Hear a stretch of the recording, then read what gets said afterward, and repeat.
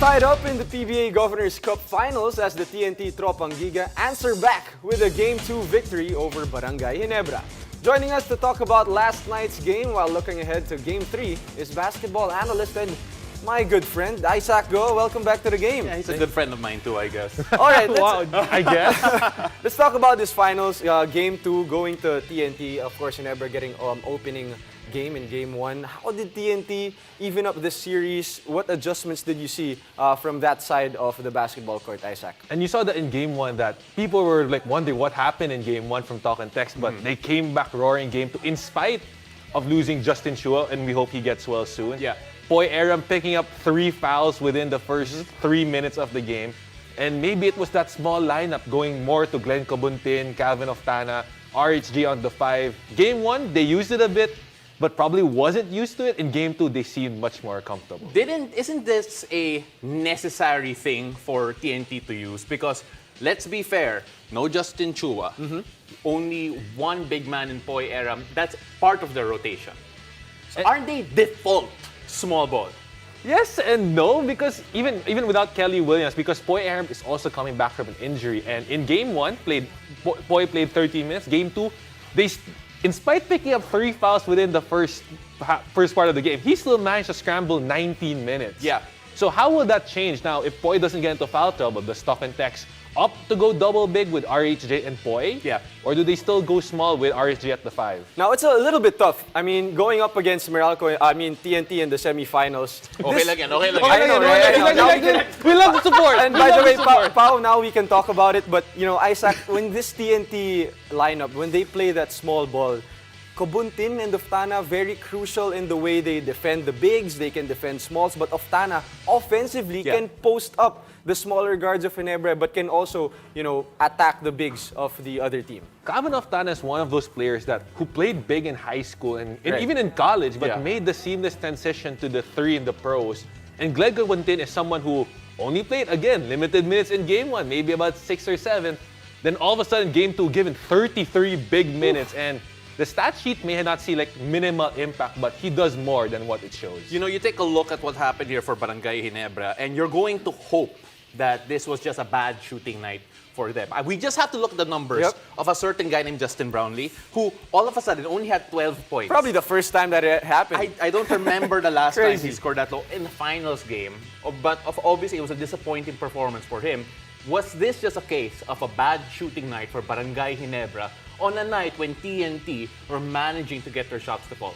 I think it's not only that. We have to give credit to Glenn Cobuntin because he was the guy, if you look at the minutes, Game 1 and Game 2, he's the one who received a significant bump. And maybe Justin Brownlee hasn't seen him a lot. Maybe na-tempo rin na nakuha niya yung kiliti ni Brownlee for that day. But when is it that you see both Jeremiah Gray and Justin Brownlee combined for 0 for 11 from 3? And I think that is something that maybe credit to Talk and Text defense, but that's very difficult to show. You know, you take a look at the shooting numbers. You mentioned it a while ago. 0 of 11 as Justin Brownlee and Jeremiah Gray combined from three-point land. But you take a look at Jeremiah Gray in particular, because he also had a poor Game 1 despite the win. Right. Very poor shooting numbers for him. You take a look at a guy like Jeremiah Gray. Is he a guy that you feel has to turn his game around in the series if Barangay Ginebra will get away with the championship? And I agree with that, because especially you know that what he can do with his length, his defense. He's playing currently the 2 spot early in the conference, primarily a backup of Jamie or Justin to come in. But now you see the trust coach Tim Cohn has that he is starting beside these guys right now, and of course they want to see the production come up. And as a catch and shoot guy with more gravity around him, he should have cleaner looks. And Isaac, I'll try to pick your brain on this. Let's get a bit technical. I mean, the small ball you mentioned that TNT is doing, what do you think Ginebra will do in Game 3? I know Pao has a little bit of this, but you know, it's more of Isaac that can probably see it and say it also. Yes, I am a lockdown defender. Right. But Isaac, go on. I think they'll continue to pound inside this. We've seen how Christian Standharder, not only in this finals, but well. this whole whole conference has played really well, and he's dominated. And the numbers we've seen is, I think the rebounding was that first game, they were up 9, 51-60. Game 2, 52-51. Now, maybe because of Talk and Text undersized lineup, 51 may be that cap for them. They can't out-rebound anymore. But for Ginebra, they have to continuously use their size because you don't know when Japet Aguilar may join this final series, so they have to continue to pound the glass, put pressure inside the paint. we have to give our flowers to our Pugoy as well, because our Pugoy had a very poor game 1 by his very high standards, and this time around came up with 17 points, 7 rebounds, and 3 assists. The question is, can RR continue to be consistent this series? How important do you think he is in game number 3? It's not that he can. He has to be for Toketex to have a shot, because we know Mikey Williams, what he's going to give. Jason Castro may not provide the same volume of numbers what we're used to, but the veteran leadership is still there. And we've seen how Roger Pugoy in this conference has taken charge, has become one of the guys for this team.